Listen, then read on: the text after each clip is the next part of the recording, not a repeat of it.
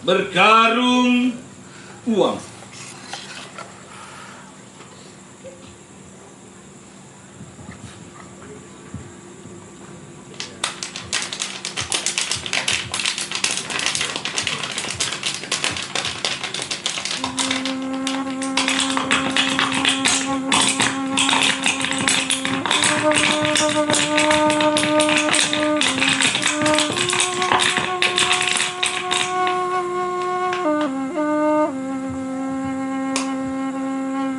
Antri di Bank Sulsel jelang libur nasional berkaitan Idul Fitri terbilang gampang-gampang susah.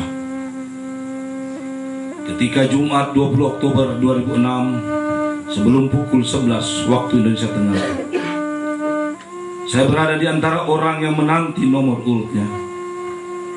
Saya mendapat nomor 339. Saat itu masih terpajang 186.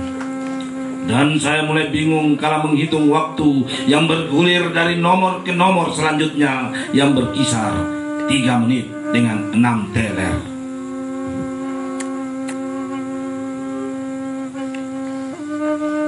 Saya sudah menaksir akan mendapat giliran seusai salat Jumat. Namun karena melihat hanya sekitar 60-an orang yang duduk di kursi antrian, sehingga memperbesar keinginan saya untuk ikut antri. Sebab biasanya banyak orang yang mengambil nomor urut antri tapi memilih pulang. Padahal saya termasuk orang yang tidak sabaran antri. Malah saya teringat ketika suatu hari ikut antri di bank tersebut di saat hari gajian. Orang berderet-deret dari lantai bawah hingga ke atas, termasuk memadati tangga.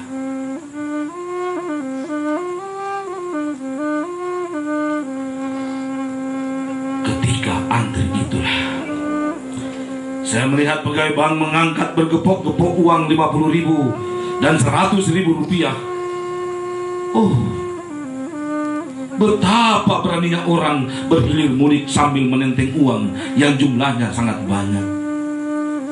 Dan saya kemudian terperangah melihat belasan karung goni berisi uang yang berserakan di lantai. Karung-karung uang yang baru datang dari Bank Indonesia itu seakan dibiarkan beronggok. Padahal betapa mudahnya uang itu dimasukkan ke dalam ruangan khusus.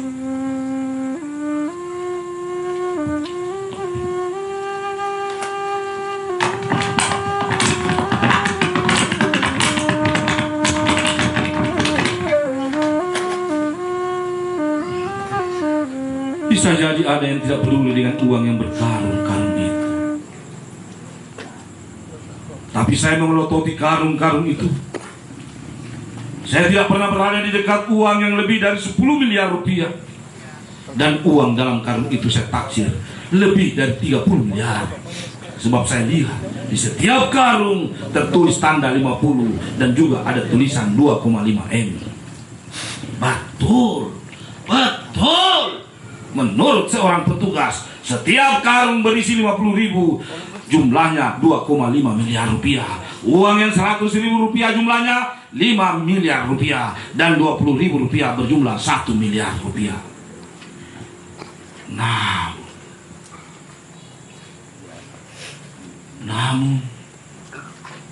Namun pikiran saya kemudian kalut. Telepon dari rumah yang mengabarkan ibu saya drop lagi dan harus segera dilarikan masuk rumah sakit membuat saya benar-benar panik. Air mata saya menderas. Saya takut kehilangan ibu. Saya sedih jika harus menemani ibu berhari Idul Fitri di rumah sakit. Apalagi sudah 4 bulan saya bolak-balik ke rumah sakit untuk menemani ibu yang di daerah sakit. Dan di saat mata saya bolak-balik melirik nomor urut, seseorang mendekati saya. Ia bertanya, apakah saya si Anu, Pun saya jawab, ya. Oh, ternyata teman kakak saya di masa kecil. Ia kemudian melihat nomor urut yang mulai lusuh yang saya genggam erat. Hei, ia langsung mengajak saya memasuki ruang kerjanya. Dan ia lalu menguruskan penyelesaian masalah yang saya hadapi. Batin saya bergolak. Apakah langkah saya dibantu itu sesuai etika Andri? Tapi tidakkah saya tidak mengganggu antrian?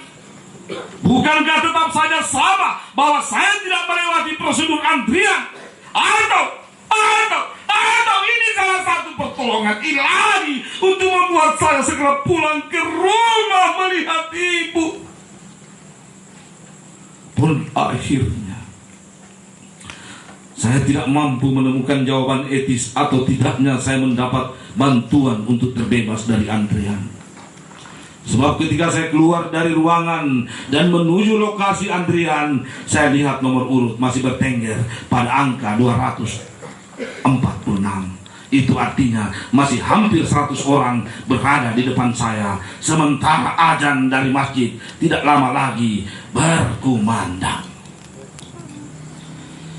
Tanpa peduli pada kebenaran, saya berjalan di tepi karung-karung goni berisi uang.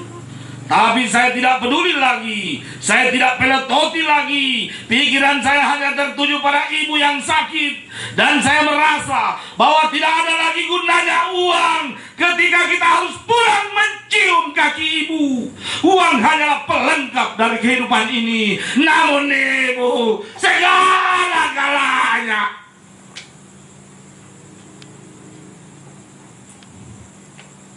Di perjalanan pulang, sambil mencari masjid, sempat terpikirkan bahwa betapa banyak uang yang harus disiapkan menghadapi ras menjelang lebaran. Tapi benak saya kemudian mencengkram nurani terdalam saya. Adakah uang masih berarti ketika kita tidak memiliki cinta dan kasih sayang terhadap ibu?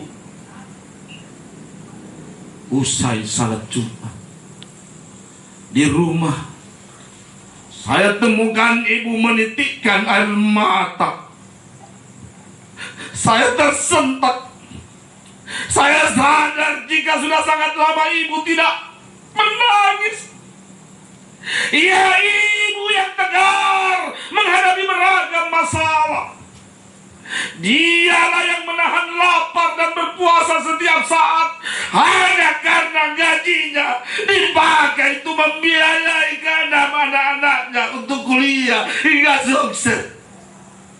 Dialah ibu yang menitikkan air mata,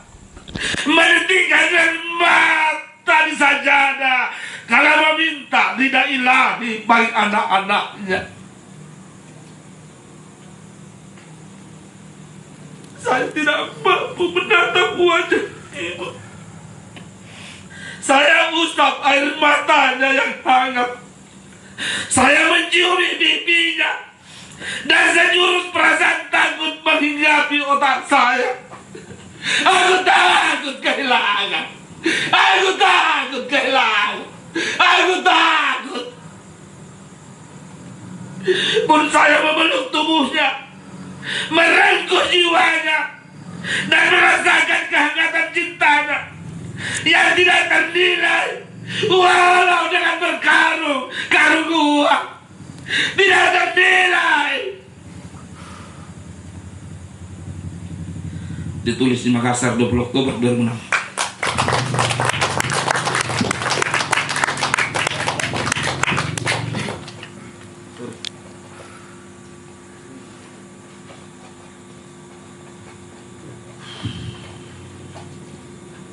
I'm sorry,